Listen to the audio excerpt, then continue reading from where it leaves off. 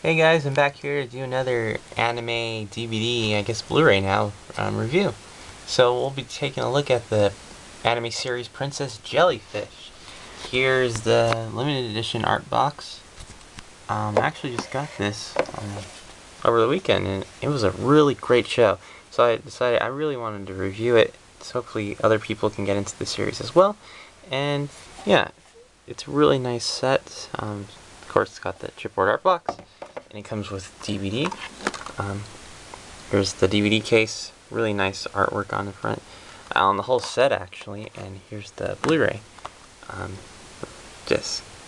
The disc aren't nothing special, they just have a few designs, but I think the Blu-ray discs look a little bit nicer. Yeah, a jellyfish. That's pretty cool. This is a series from Funimation. I believe it came out in 2012, so it's been out for a little while. And I decided to do a review about it because it's a really beautiful series, and let's just get into this story right away. Princess Jellyfish is the story of Tsukimi. Tsukimi is a jobless illustrator. She moved to Japan, and she now lives in the Amu Mizukan apartment complex. Within it are other residents, are the characters down here. Some of the characters and Tsukimi, they all share a common interest, which is anime. So they are all otaku. They are all into some kind of anime, and they're all into some little weird obsession.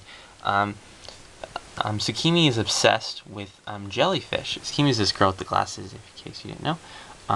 This is her jellyfish, Clara. Sometimes in the show, she'll pop out and give you guys some info and stuff. It's pretty funny, but she actually has a jellyfish. I guess it's something she's obsessed with because her mom passed away, and she always told her she would make her a beautiful wedding dress made for a princess, and sort of jellyfish inspired. So she always keeps that jellyfish, obsession close to her heart. I guess it reminds her of her mom, maybe. So the other residents of the building, they are all women, and like I said, they're all have some kind of social anxiety problem, but they also have weird obsessions. This is Chieko right here. She's obsessed with dolls. If you open her room, she has a bunch of these little dolls, and she makes kimonos for them. It's kind of cool, but kind of creepy. Next is Maya, who's right there. She's obsessed with this series called Three Kingdoms. We got Gigi right there, who's quiet as a mouse. She's obsessed with old men. And we got Banba right here, who's obsessed with trains. So they all live together, and sort of like their haven away from normal society. They are sort of nervous around men, and they can't deal with beautiful girls, beautiful guys, or stylish people.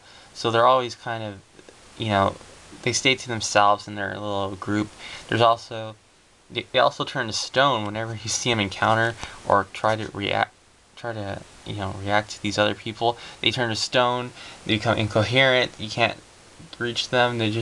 It's funny because they actually turn to stone because they don't know how to deal with these people and be social outside there. So it's funny. And there's also another resident, which is a manga artist. She's locked up in her room and has a high social anxiety disorder. The only time they interact with her, they have to write notes and slip it through the door, and she'll write right back. So it's kind of funny. These girls are all mostly out of high school. Tsukimi's probably the second youngest next to Banba, who's still a kid, and they're all like in their 20s or 30s or so, range from around that. So it's kind of funny. They all get allowances from their parents still, so they don't know how to work in normal society. So it's kind of funny. Tsukimi one day is at a pet shop, and she's trying to work up the courage to see the guy working there, trying to tell her, you have to save this jellyfish, you can't be in the same tank with this other one, and he just thinks she's a weird otaku, so he doesn't really care. And then this girl right here, Kuronosuke, appears, and she throws down the gauntlet, telling her, you can't treat her that way, and then you give us that jellyfish. So now Tsukimi is with a person who's a person she can't deal with, which is a person who's super beautiful and stylish and put together. But she comes to the apartment building. She kind of sneaks her in there because everyone would freak out if they saw her. So after saving Clara the jellyfish, she goes up to Tsukimi's room and she falls asleep. In the morning, Tsukimi wakes up and finds out Kuronosuke is actually a guy. he is a cross-dresser who cross-dresses as a woman for fun. It's one of his hobbies. This freaks Sakimi out. She doesn't know how to deal with a stylish girl, let alone a guy who cross-dresses. So now it's this big old adventure now. So Kurnosuke and Sakimi trying to become friends. Of course, it takes Sakimi and the other residents longer to, get comfortable with the idea. And it's funny, Kurnosuke sort of livens up the place. There's a few episodes where he dolls them up, tries to make them more fabulous and stuff. It's kind of funny. And, make them out, take them outside, get them out of their shell. Not change who they are, just make them a little more fabulous, I guess. And it's funny because it's a neat interaction between all the characters. Kurnosuke's a funny character, and of course the sisterhood. They're all with their social anxiety problems. It's kind of fun how they interact with all this new stuff.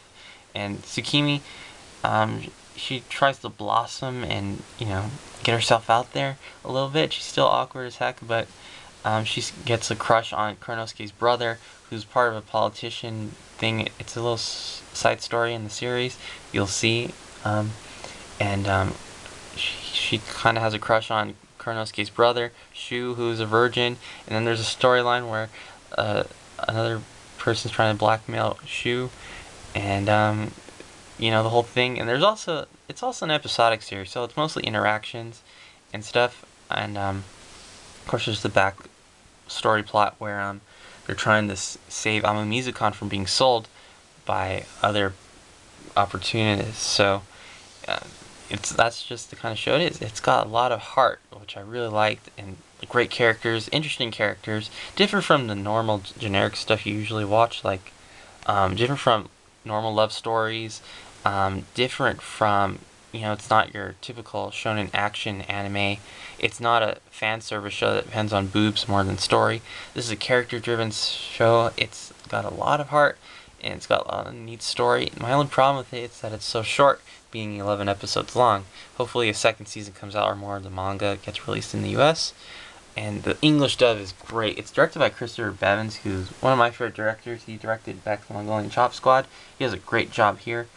He cast Maxie Whitehead as Tsukimi, right there, and she does a great job. Her voice sounds like a little boy, so it's kind of neat for an awkward little girl.